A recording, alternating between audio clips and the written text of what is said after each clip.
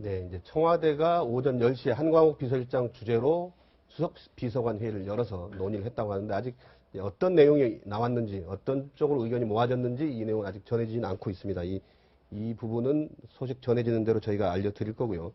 자, 박근혜 대통령이야말로 어제 촛불 집회 사실 뭐 청와대 바로 코앞이기 때문에 뭐 함성이라든지 또 밖에 내다봤다면 이 정말 촛불이 반짝반짝거리는 정말 이 광화문 일대를 뒤덮은 이 모양을 봤을 텐데요. 좀 어떤 신경이었을까요? 어떻게 바라봤을까요? 뭐 대통령은 무능했고 청와대 참모들은 오만했지만 국민들은 위대했던 것 같습니다. 어제 아마 100만 명에 가까운 촛불들이 모여서 그 위대한 시민혁명을 이뤄냈는데요. 그 이전까지가 최진실 게이트에 대한 진상규명과 책임자에 대한 처벌을 요구하는 목소리였다면 어제 국면을 기점으로 해서 대통령에 대한 명확한 책임에 대한 문제를 들고 나왔던 것 같습니다. 이제 대통령에게 퇴진을 요구하면서 대통령이 즉시 퇴진할 것인지 아니면 질서 있는 퇴진할 것인지 이 두 가지만 엄중하게 물었을 것 같다는 생각이 들고요. 저도 청와대 근무해봤지만 청와대 대통령 비서실에서 그 바로 뒷산이 북악산과 인왕산입니다. 그래서 광화문에 예전에 노무현 대통령 탄핵 집회 때도 광화문에서 행사하고 있는 그 음성과 함성들이 북악산과 인왕산을 거쳐서 메아리처럼 대통령 비서실 집무실로 그대로 들리는데 아마도 어제도 그 청와대 진입로에 있는 까지 시위대들이 몰려서 큰 소리로 대통령 퇴진을 외쳤기 때문에 대통령은 아마 그 시민들의 100만의 함성을 들으면서 본인의 거취의 문제에 대한 장고에 들어가지 않았나 생각이 드는데 다만 아쉬운 점은 아직도 대통령이 어제 관저에서 보고를 받고 오늘 첫 회의가 비서실장 주재의 수석보좌관 회의라는 거 보면 사태의 엄중함을 잘 모르고 있는 건 아닌가라는 데에서 우려를 금할 수 없는 대목이기도 합니다. 네, 저는 뭐 국민은 위대했다는데 동의하지만 저는 이게 뭐 시민혁명이라고 말씀하시지만 저는 그 끝을 알 수가 없는 게 어제 제가 9시 좀 넘어서까지 여기를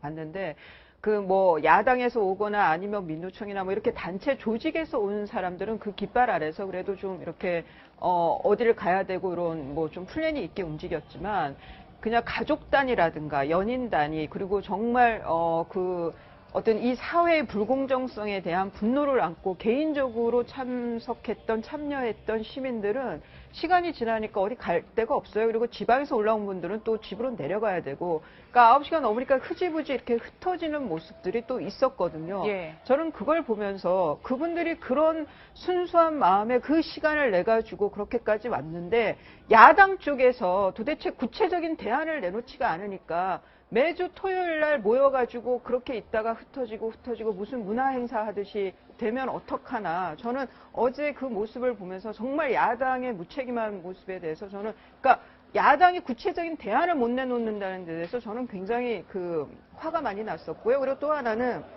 대통령께서 청와대에서 그러니까 어디 마당이 됐든 어디가 됐든 이 광화문 광장에서의 저 촛불을 안 봤다면 저는 그게 정말 큰 문제라고 생각이 됩니다. 저는 당연히 봤을 거라고 믿고 싶습니다. 예. 네, 근데 제가 뭐 다른 분 말씀하기 좀만 첨언하면 어제 지금의 상황은 사실상 집안에 불이 났는데 이 불을 물로 끌 것인지 아니면 담요로 끌 것인지에 대해서 야당이 약간의 이견이 있다고 해서 야당의 탓으로 야당의 무책임으로 돌리기에는 지금 최순실 국정농단과 그것에 대한 대통령의 책임 문제가 너무나 엄중하기 때문에 제가 볼 때는 시민들이 이 사태의 본질에 대해서 분노하고 있고 이 문제에 대해서 대통령의 진퇴를 묻고 있다라고 하는 그 문제에 대해서만 좀 집중을 해서 오늘 얘기를 좀 해야 되지 않을까 생각이 듭니다. 네. 어제 청와대에서 박근혜 대통령 하루 종일 신경이 굉장히 머리가 아팠겠다는 생각이 듭니다. 일단은 이렇게 어렵고 위중한 상황이 있을 때 누군가 허심탄회하게 이야기 나눌 사람이 있어야 되는데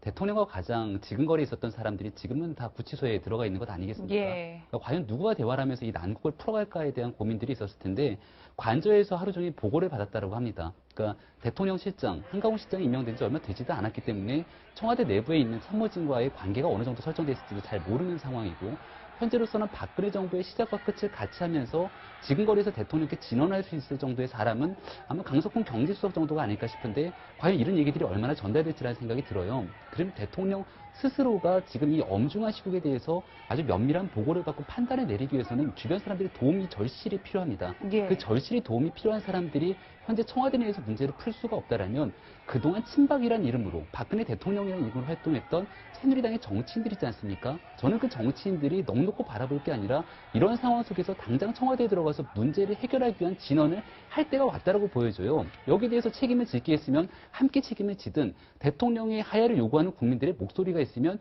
질서 있는 하야라든 이선후퇴라든 답을 찾아내야 될 것 아니겠습니까? 예. 근데 팔짱만 끼고 지켜보면서 대통령을 지키기 위해 사태를 수습하겠다고 남아있는 새누리당 지도부. 지금 이런 상황이기 때문에 어저께 있었던 국민들의 분노감이 훨씬 더 커지는 거고요. 이제 오늘 내일에서 이 문제를 해결하지 못하는 상황이 이르게 됐을 경우에 다음 주에 있을 촛불 집회 훨씬 더 많은 사람들이 모이겠죠. 시간이 지나면 지날수록 선택지는 좁아지고 문제는 더 꼬여져 가기 때문에 오히려 안정적이고 질서 있는 퇴로를 확보하기에는 훨씬 더 어려움이 커진다라는 과거에 이제 그 박정희 대통령과 비교를 해보면 지금 국면과 견주어서 두 가지가 차이가 있는 것 같아요. 일단 박정희 전 대통령은 현장을 굉장히 중요시했고 예. 현장을 많이 다니면서 현장의 목소리를 많이 들었습니다.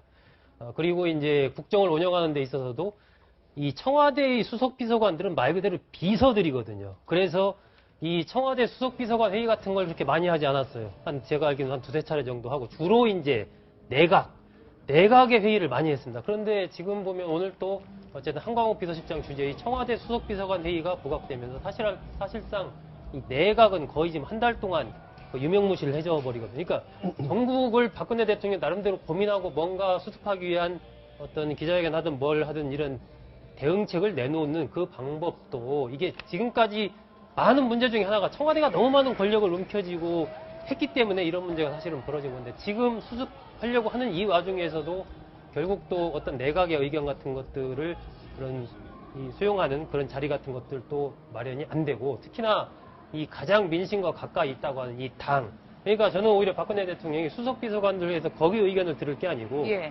현장에 있는 당 중심 그리고 내각 중심 이쪽에서의 의견들을 기본적으로 들어야 된다. 의사결정을 하는 방법 자체가 그러니까 지금도 여전히 과거의 똑같은 의사결정 방식을 그대로 갖고 가고 있는 것이죠. 근데 이제 제가 이제 수석비서관 회의의 한계에 대해서 한번 잠깐 말씀드리면 이런 얘기를 하더라고요.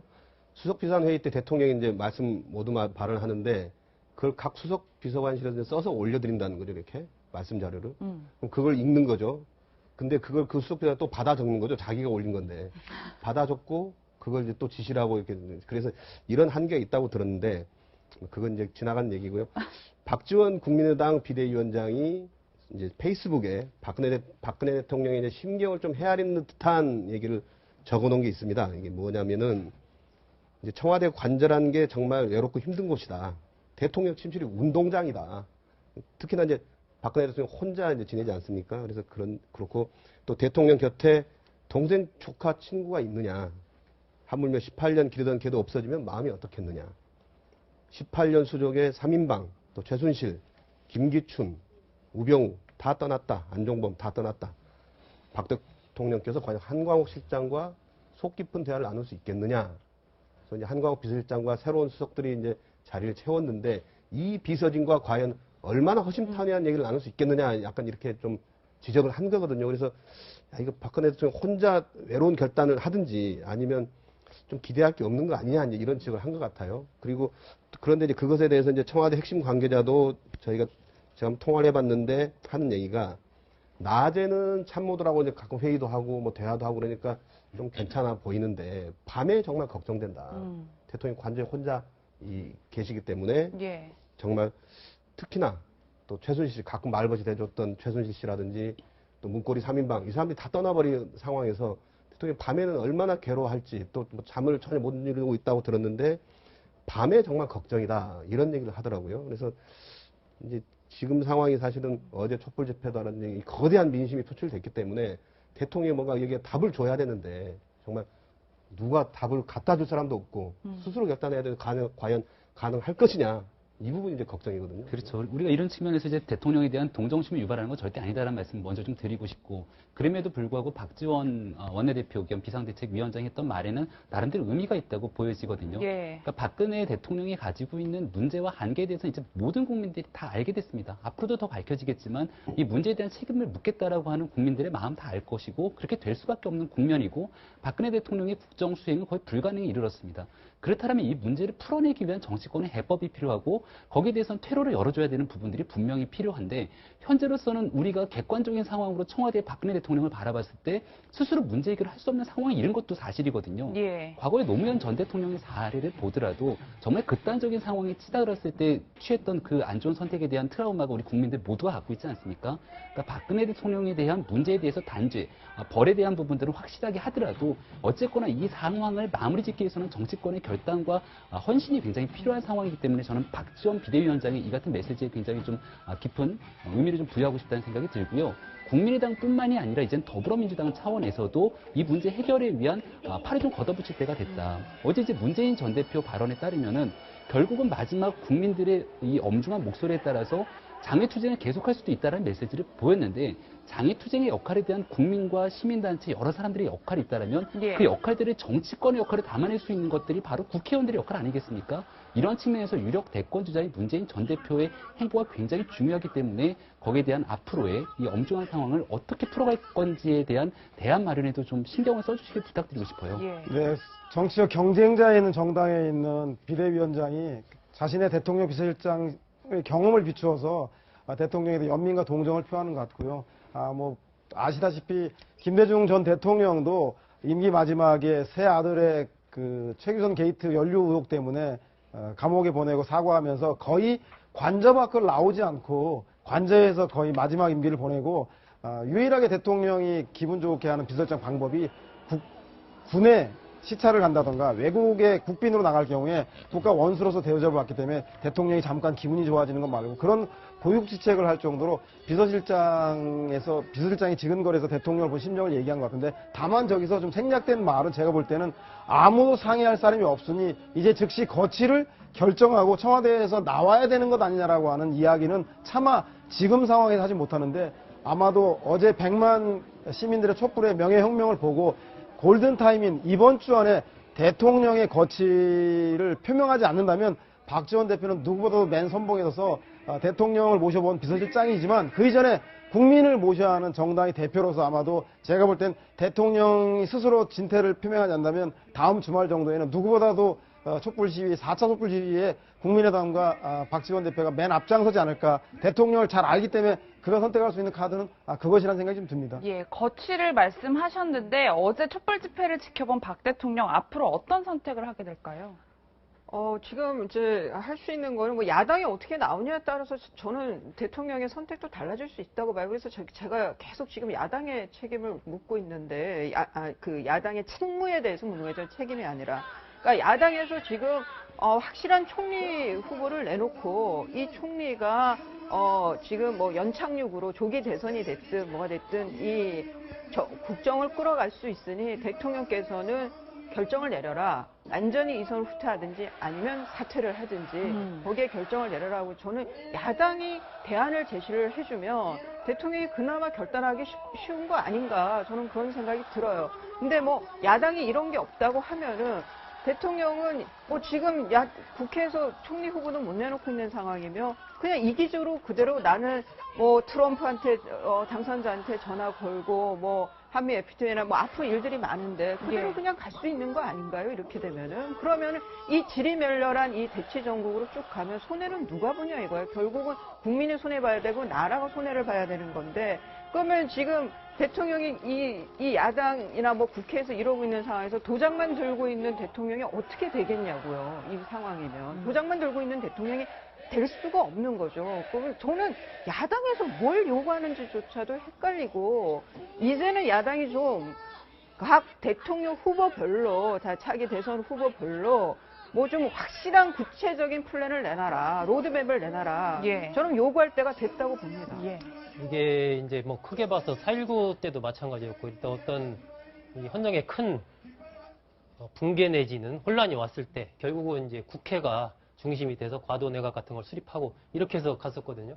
저는 이번 주 정도에는 여야가 그러니까 결국 앞으로 본다면 큰 어떤 우리나라의 권력이라는 측면에서 본다면 대통령을 중심으로 한 이 권력이 쭉 있는 것이고 그 다음이가 국회 권력 아니겠습니까? 예. 지금 이 부분이 그러니까 대통령의 통치력을 사실상 상실했고 국민들로부터도 버림받았고 본인 스스로도 제가 보기에는 어떤 합리적인 판단을 할 수 있는 그런 상태가 아니기 때문에 이 부분이 사실상 내용상으로 붕괴됐다고 본다면 국회의 이 질서를 빨리 회복을 해야 된다. 그러면은 지금은 다 이렇게 새누리당, 더불어민주당, 국민의당, 뭐 정의당 다 이렇게 제각각 있는데 여기에서의 여야 대표들의 이 회담 이런 것들을 저는 좀 빨리 할 필요가 있다. 그래서 이것을 정말 앞으로 어떻게 우리나라가 갈 것이냐 정말로 정말 이 하야 정국으로 확실하게 갈 거냐 아니면 탄핵을 할 거냐 국회 쪽에서는 아무래도 탄핵 쪽에 더 목약을 할 수밖에 없을 텐데 그런 부분에서 저는 새누리당 내에서도 지금 분위기가 지난주랑 또 많이 바뀌고 있다라고 보거든요. 그렇다면 이런 상황이 계속 가는 것은 국가적으로나 국민을 위해서나 안 좋기 때문에 이걸 수습을 해야 되는데 수습을 하려면은 저는 국회가 여야 지도자들이 만나야 된다. 그래서 빨리 만나서 그 속에서 정말 향후에 여러 가지 그런 방향성 그런 부분에 대해서 허심탄회하게 논의를 하고 필요하다면 좋다 뭐 탄핵으로 가겠다 그러면 그랬을 때도 거기에 대해서 새누리당 내에서도 여러 가지 이제 의견들이 나올 테니까 뭔가 하여튼 국민이 보기에 그 속에서의 어떤 로드맵을 좀 도출해낼 필요가 있다라고 봅니다. 예. 네, 이제 이 부분은 이제 새누리당도 그렇고 또 야당은 아직 일정이 안 잡혔지만 이제 국민의당은 오후 5시에 잡혀 있고요. 새누리당은 이제 비주류가 2시에 그리고 이제 긴급 최고위원회의가 3시 반에 잡혀 있기 때문에 이제 국회 쪽에 돌아간 상황이 있을 것 같고요. 이제 거기에서 뭔가 해법이 또 나오지 않을까 생각이 드니까 그때 이제 좀 내용을 보기로 하고요. 근데 한 가지 좀 궁금했던 건 어제 밤에 이제 청와대 설명이 박 대통령에게 수시로 집회 상황을 보고하고 있다 뭐 이런 얘기를 했는데 뭘 보고한 거죠? 그러니까 왜냐하면 뭐 여기 몇 명 모였다 뭐 이런 걸 보고한 건지 무슨 얘기인지 잘 모르겠더라고요. 그래서 그렇죠. TV 보면 되는데 사실. 최소한 뭐 제가 볼 때는 쇼라도 국민들에게 이 시국의 엄중함을 알기 위한 쇼잉을 위해서라도 관저에서 있기보다는 집무실로 나와서 수석 보좌관들과 깊이 숙고하는 모습이라도 보였으면 좋았을 텐데 도대체 TV를 틀지 않아도 인왕산과 북악산을 통해서 서라운드로 거의 뭐 그 메아리처럼 100만 시민들의 함성이 들렸을 텐데 예. 실시간으로 뭘 보고 했는지 모르겠고 또 오늘 수석 보좌관에 의해서 비서실장이 주재해서 무슨 얘기를 할 수 있겠습니까? 결국은 대통령 스스로가 결심하고 고독한 결정을 할 수밖에 없는 문제에 대해서 비서실장이 대통령님 즉시 하야하십시오 아니면 단계적으로 하야하십시오 이런 얘기를 어떻게 꺼낼 수 있겠습니까? 그건 대통령의 고유한 권한과 책무에 대해서 대통령만이 고독한 결단을 할 수 있기 때문에 지금은 제가 보고받거나 비서실장이 중요한 게 아니라 대통령 이 문제에 대해서 중요한 국민적인 분노의 함성에 대해서 공이 대통령 자신에게 온 거에 대해서 대통령 스스로가 이제 결단을 내리는 꼭지를 따야 될 분만 남아있는 것 같다는 생각이 듭니다. 예. 네. 그리고 이제 어제 집회에 대해서는 정말 온 국민이 스스로 놀랄 정도로 사실은 우리 스스로도 놀랄 정도로 정말 집회 끝난 뒤에 쓰레기를 다 치우고 모으고 정말 아침에 저도 출근해서 보니까 너무 깨끗하더라고요. 보면 이거 정말 끝나고 나서 누가 물청소라도 했나 이런 생각이 들 정도로 그래서 이제 뉴스를 검색해 봤더니 정말 집회 끝나고 다 치우고 그랬다더라 뭐 이런 얘기도 봤는데 실은 이제 1년 전 요맘때 민중총궐기대회 열려서 엄청난 사실은 바로 이 자리가 정말 폭력으로 얼룩졌던 건 아닙니까? 그렇죠. 물대포에 뭐 해서 정말 백남기 농민이 쓰러지고 이런 일이 있었는데 어떻게 보면 이제 그때 학습 효과일 수도 있고 아니면 지금 상황이라는 게 워낙 뭐 이제 거대한 민심 자체가 상황이 기울었다는 판단 때문일 수도 있고 그렇겠지만 또 많은 또 가족 단위로 연인 단위로 나왔기 때문에 뭐 그런 분들이 뭐 폭력을 행사할 리는 없는 것이고요. 그래서 오히려 또 이런 민심이 더 무섭다 이런 생각도 들었거든요. 오히려 오싹하다는 생각이 들었어요. 그래서 좀 어떻게 보셨습니까? 그러니까 민주주의 사회에서 의견을 개진하는 여러 가지 방법들이 있는데요. 작년도에 있었던 민중 총궐기의 상황을 보게 됐을 경우에는 많은 국민들이 공감하지 못하는 측면들이 있었습니다. 예. 또 거기 적혀 있는 팻말을 보면은 진적인 시위를 변절되고 폭력적인 시위를 막기 위해서는 공권력이 투여될 수밖에 없기 때문에 결국은 시민과 정부 간의 갈등과 마찰이 반복될 수밖에 없었는데 어저께 있었던 시위가 아니라 집회라고 표현하는 게 맞겠죠.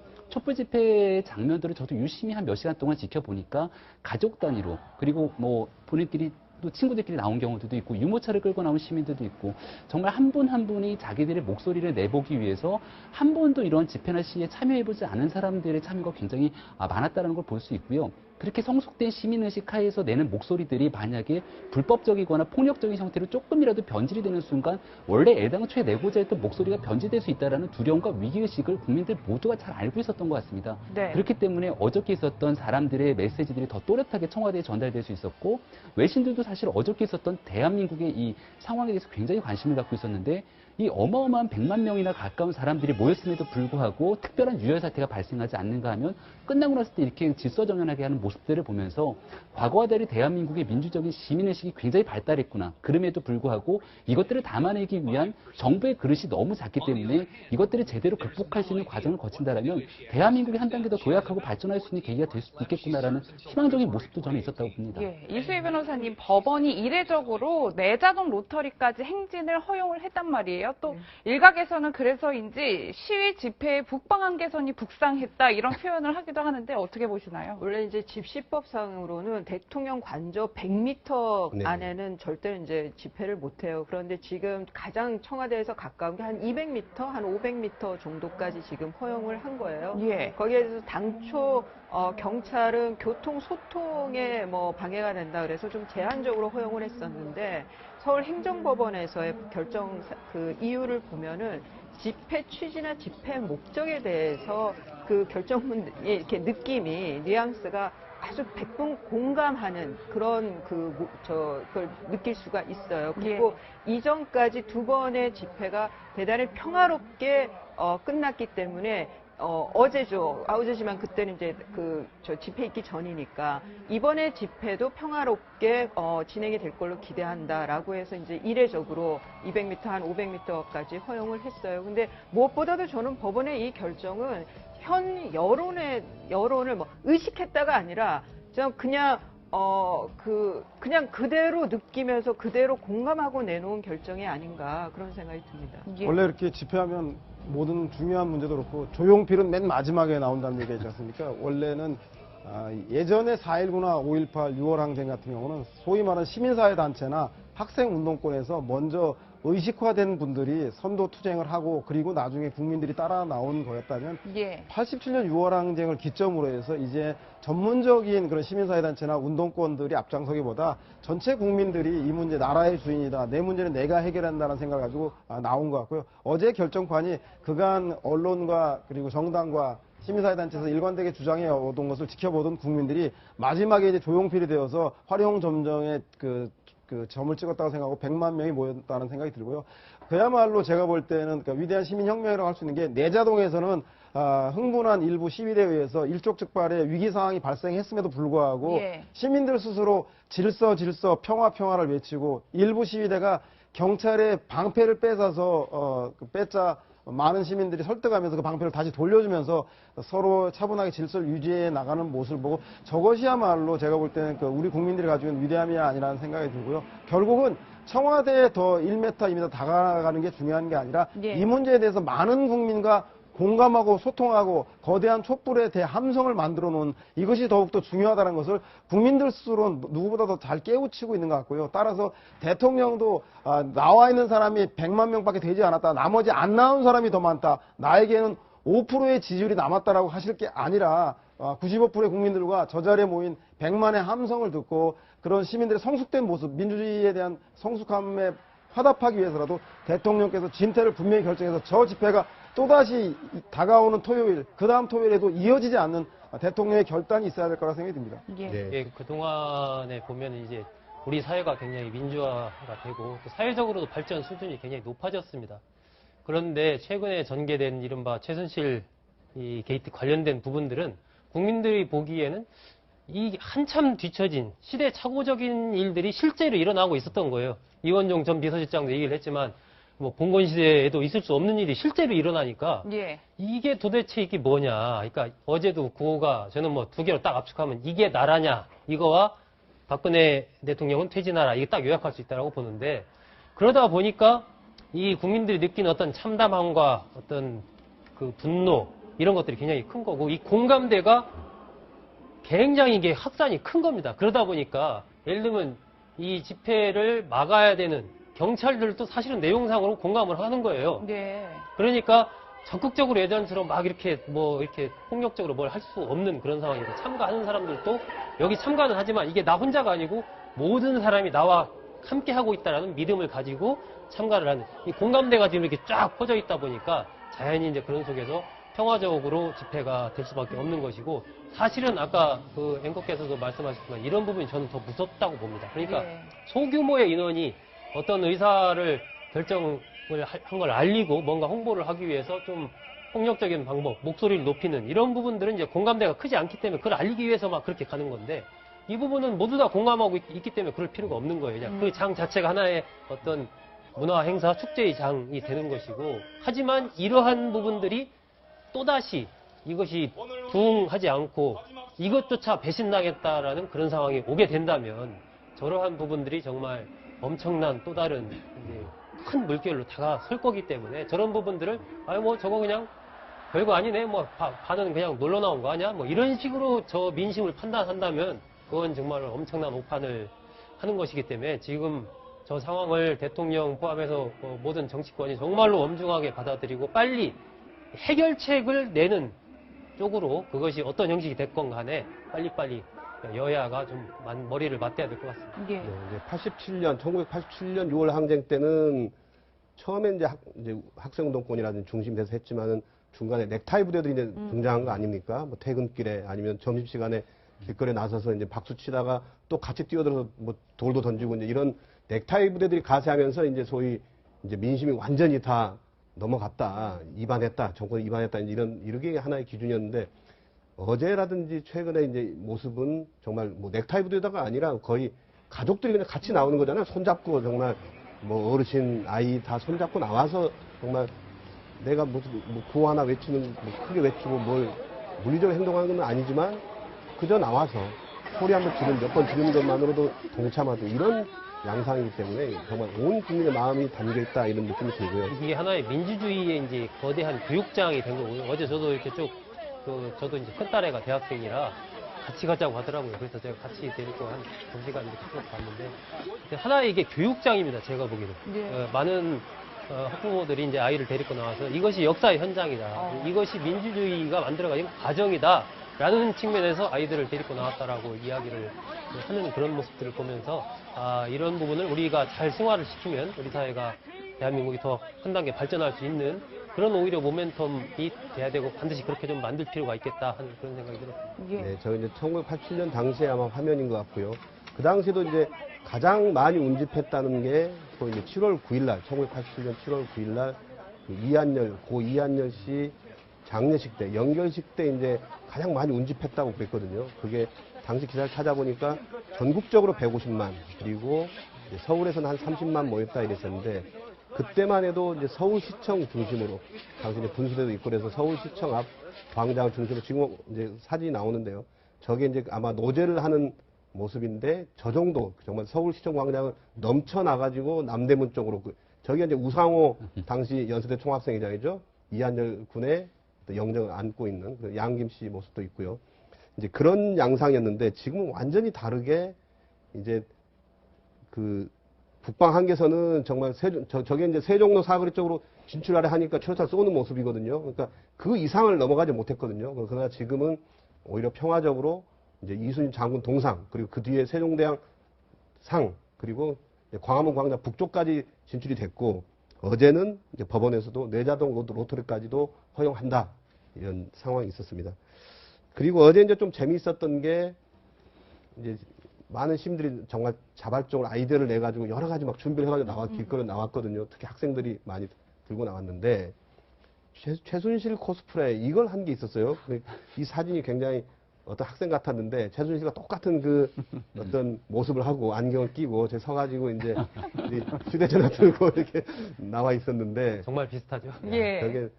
저게 정말 어제 가장 국민의 눈길을 끌었던 모습이 아니었나 싶고요. 어제는 최순실 코스프레도 있었고, 최순실은 하야하라, 이런 구호들도 나오고, 그랬었습니다. 한가지 특징적인 것은 집회 시위 현장에 참석하신 분들이 분노와 증오보다는 잘못된 나라를 바로잡겠다라고 한 책임감들, 진지함들이 어느 때보다 보였던 것 같고요. 특히 부모들이 자식의 손을 잡고 나와서 이 민주주의 교육 현장에 우리 아들들을 똑똑히 보여주고 싶다. 시민의 한 사람으로서 어떻게 살아가는 것이 올바른 것인지 보여주고 싶다라고 하는 것들을 보면 제가 볼 때는 단순하게 감정이나 기분풀이가 아니라 이 나라에 대한 진정한 주인이 누구이고 얼마나 그 주인들이 걱정하고 있는가에 대한 것을 느낄 수 있는 하루였다는 생각이 듭니다. 예. 그래서 이제 어제 저는 이제 저 코스프레하는 모습을 보면서 올해 이제 6월 23일이었죠. 이제 독일에서 저희 최순실 씨가 그 생일 파티하는 그 딸과 함께 가족들이 이제 그 소위 사이라고 그래야 되나요? 그 이제 주변 사람들과 같이 자신의 그 호텔에서 뭐 그 거액을 들여서 산 그 호텔에서 생일 파티하던 그 사진이 좀 이렇게 겹쳐지더라고요. 예. 보면 야 저는 한 5달 전 아닙니까? 5달 전에 저기서 정말 어떻게 보면 이제 뭐 이제 재산도 빼돌리고 이제 저기서 좀 안착해서 살아야겠다라고 정말 때가 그런 보면은 마음을 먹고 이제 있었던 데 아닙니까? 거의 이번 사태가 오기 직전, 그러니까 나름대로 처음 이제 한 방송사에서 보도된 게 7월이니까요. 그렇죠. 저 때는 이제 6월 7월이니까요. 23일 아닙니까? 네. 그러니까 저 때까지만 해도 뭔가 최순실로서는 독일에 이제 제2의 최순실 타운을 만들어서 돈도 빼돌리고 그쪽에서 잘 살 수 있겠다. 뭐 이런 생각을 갖고 이제 파티를 한 거의 저 때가 이제 마지막이에요. 저 이후부터는 네. 이제 지금 사태가 전개가 되니까 그때부터는 아주 힘든 나날들이 계속이 되는 거고. 뭐 그래서 그때의 사진입니다. 저걸 보면서 이제 정유라 씨 때문에 국민들이 갖고 있는 분노 감정이 굉장히 더 촉발되지 않았습니까? 아직도 독일 어딘가를 돌면서 여전히 이 사태의 심각성을 모르고 있을지도 모른다는 정유라 예. 씨가 하루빨리 대한민국에 좀 들어와야 되는데 이번 주에는 정유라 씨의 모습을 좀 볼 수 있지 않을까 싶고 정유라 씨가 들어와서 정말 검찰이 포토라인에 서서 어떤 이야기를 할지 국민들이 굉장히 관심을 갖고 지켜보고 있고요. 정유라 씨가 SNS에 썼던 그런 글들 때문에 국민적 분노감이 사실 극에 달했었죠. 돈도 실력이야. 니네 부모를 원망해라는 글. 어저께 집회 현장에서 이것들이 빗대서 이런 얘기 쓰더라고요. 지지율도 실력이야. 그러니까 대통령을 향해서 이런 얘기를 하게 되는데 예. 5%의 지지율이 나왔던 부분들을 이런 식으로 국민들이 받아들이는 이런 준엄한 민심에 대해서 과연 청와대가 어디까지 파악하고 있을지에 대해서 다시 한번 정말 이번 일요일 하루 동안 고민하고 제대로 된 해법과 대답을 내놓을 때가 된 것 같습니다. 저는 어제 집회가 단순히 뭐 지금 대통령의 거취에 대한 분노로만 나왔다고 생각되지 않습니다. 그러니까 말씀하신 대로 돈도 실력이라는 건 결국 뭐야?